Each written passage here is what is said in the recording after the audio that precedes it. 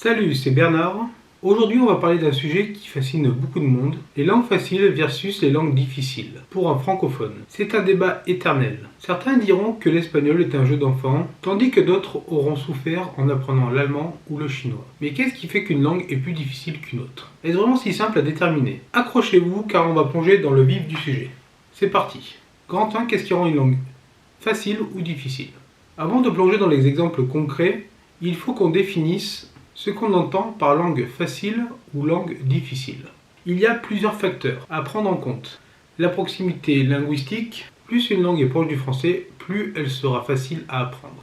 Pourquoi? Exemple, l'italien ou l'espagnol. Ces deux langues appartiennent à la famille des langues romanes. Puis la grammaire. Certaines langues ont des règles grammaticales simples, comme l'anglais, tandis que d'autres, comme l'allemand ou le russe, ont des déclinaisons qui font mal à la tête. La prononciation. Si une langue a des sons complètement nouveaux pour toi, elle sera plus compliquée.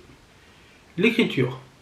Apprendre une nouvelle écriture ou alphabet, comme pour l'arabe ou le chinois, est clairement un facteur de difficulté supplémentaire. Ainsi, je me souviens encore de mon premier cours de russe, j'avais tout préparé, cahier, stylo, dictionnaire, et là, le drame, le choc, je découvre donc l'alphabet cyrillique, l'alphabet utilisé par ceux qui parlent le russe.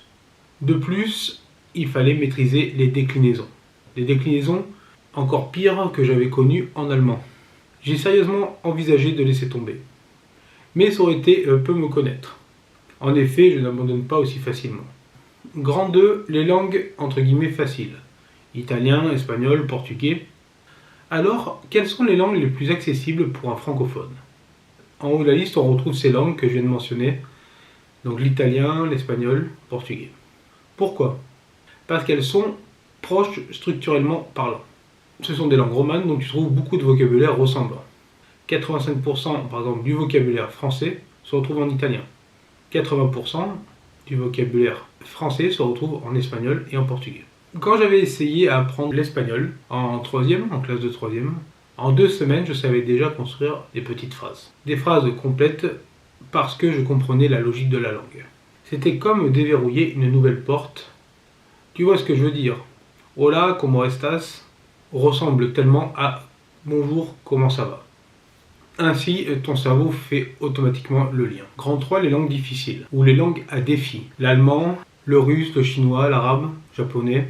Parlons des langues maintenant qui, pour beaucoup de francophones, sont considérées comme plus complexes. L'allemand avec ses déclinaisons, le russe avec son alphabet cyrillique, mais aussi des déclinaisons un peu plus difficiles qu'en allemand. D'ailleurs, une déclinaison, c'est le changement de forme d'un mot dans une phrase. Ce changement indique la fonction qu'il occupe dans la phrase. Je ferai des vidéos spécifiques pour expliquer ça. Ou encore le chinois avec son écriture complexe, hanzi, idéogramme, et sa prononciation tonale, avec des tons. Et là, vous voyez, on entre dans un autre monde. Donc l'allemand, je disais, a des déclinaisons.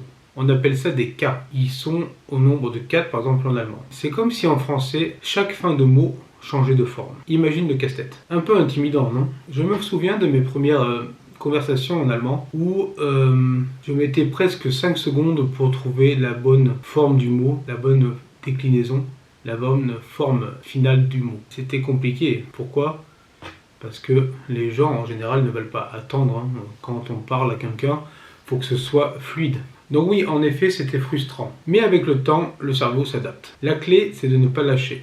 Pour apprendre ces désinences de noms, la pire chose à faire serait d'apprendre avec des tableaux de déclinaison, comme ce qu'on fait par exemple au collège ou au lycée. Mais il faut les intégrer au fur et à mesure qu'on les rencontre. Grand 4. L'écriture quand l'alphabet change tout. Apprendre une langue avec un nouvel alphabet est un vrai défi pour un francophone. Ainsi, l'arabe, le chinois, le japonais ou le russe peuvent paraître intimidants au départ. Ceci dit, l'arabe et le russe utilisent un alphabet, alors que le japonais et le chinois utilisent un système complexe de l'idéogramme de caractères. D'ailleurs, je me souviens encore du choc culturel quand j'ai voulu apprendre le chinois en 2003. C'était très compliqué entre l'écriture et la prononciation avec les tons. Et d'ailleurs, comme beaucoup de gens, je me suis trompé. Donc moi, ce que je voulais, c'était comprendre les mangas. Or, les mangas ne sont pas en chinois, mais en japonais. Maintenant, je peux reconnaître l'écriture japonaise à une simple raison, c'est qu'en japonais, on utilise 3 catégories de signes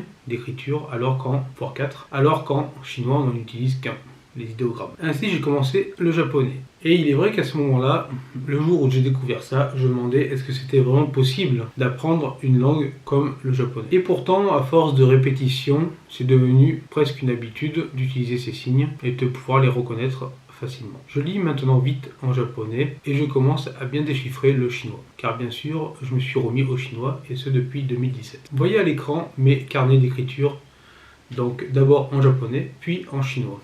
Ainsi, on en vient à la prononciation grand 5, un casse-tête pour nos oreilles. On ne peut pas parler de la difficulté linguistique d'apprendre une langue sans parler de la prononciation. Certaines langues, comme le mandarin, ont des tons. Je vais vous donner un exemple. Car une légère variation de ton peut changer le sens d'un mot. C'est un énorme défi pour un francophone. Je me rappelle encore d'une fois où, quand j'apprenais le mandarin, j'avais fait cette erreur de confondre deux prononciations du mot ma, M-A. J'ai tout simplement utilisé le mauvais ton pour parler de maman. Et quand vous dites ma au lieu de ma, vous dites cheval à la place de maman. Et donc, tout le monde ce jour-là s'était marré. Finalement, moi aussi, après coup. Donc vous voyez, il faut rester humble devant l'apprentissage. Et ce moment d'humilité fait partie aussi du processus. Si on prend un autre exemple avec une autre langue, c'est la différence en anglais entre sheet, shit, ainsi que beach et bitch, et qui peuvent avoir de graves répercussions sur le sens d'une phrase. Ceci pourrait être moins grave si on utilise par exemple sun à la place de son, mais ça reste quand même des moments assez drôles en général. Grand 6, le temps et la motivation. Mais voilà ce qu'il faut retenir. Peu importe si une langue vous paraît facile ou difficile, tout dépend de la motivation et du temps que tu y consacres. Je vais peut-être utiliser un gros mot pour toi, la discipline. En effet, c'est mieux d'être discipliné plutôt que d'être motivé. Car la motivation, en général, s'épuise après environ 2 semaines. La jauge est limitée. Un autre exemple, le français est considéré comme une langue complexe pour beaucoup d'étrangers. Mais ils y arrivent, alors pourquoi pas toi avec le chinois ou l'arabe? Quand j'ai fait de l'arabe en 2007, je me disais que ça allait être un vrai challenge. Une écriture étrange, avec beaucoup de lettres, qui changeaient de forme au début, au milieu ou à la fin des mots. Et en plus, je ne savais même pas faire le R roulé. Or, en langue arabe, il existe le R normal, comme français, le R roulé et d'autres lettres qui ressemblent un petit peu à un R ou un H au fond de la gorge, qui était assez compliqué. Mais chaque jour, en m'exerçant un peu, en m'immergeant dans la culture, j'ai progressé. Ainsi, apprendre une langue, c'est facile. Ce n'est pas la langue qui te stoppe, c'est ton mental. Il suffit de te fixer de petits objectifs et avant que tu t'en rendes compte, tu seras capable de commander un café en russe ou de demander ton chemin en japonais. Ainsi, point 7. Déterminer la difficulté, tout est relatif. Alors comment déterminer si une langue est difficile ou facile pour toi? C'est simple en vérité. Cela dépend de tes compétences actuelles. Où en es-tu dans ton apprentissage des langues? Est-ce que tu connais 1, 2 ou 3 langues? Si tu connais déjà 3 langues, ce sera la 4e, ce sera normalement plus simple pour toi. Mais aussi de tes objectifs. Par exemple, si tu es passionné de culture japonaise, il te sera plus simple d'apprendre le japonais, même si c'est une langue réputée et même difficile. Par contre, si tu dois apprendre une langue soi-disant facile comme le portugais, mais que tu y es obligé pour le travail, ça sera peut-être un peu plus difficile parce que tu n'y mets pas de cœur. Cependant, si tu n'as pas vu, j'ai un remède à ce problème. Si tu n'as pas envie d'apprendre une langue étrangère que tu es obligé d'apprendre. Tu peux voir dans le lien dans la description, peut-on apprendre une langue qu'on n'aime pas par obligation. Donc, en général, à toi de voir ce qui te motive, ce qui te passionne, mais une langue n'est jamais un obstacle insurmontable. C'est une porte vers de nouvelles cultures et de nouvelles amitiés. Finalement, peu importe la langue que tu veux apprendre, que ce soit facile ou difficile, ce qui compte vraiment, c'est ton envie et ton engagement. Alors dis-moi en commentaire, quelle langue veux-tu apprendre? Quelle langue te semble impossible à apprendre, mais que tu vas quand même conquérir? Si tu as aimé cette vidéo, n'oublie pas de liker et abonne-toi à Goyuo. A très vite pour de nouvelles aventures linguistiques. C'était Bernard, salut!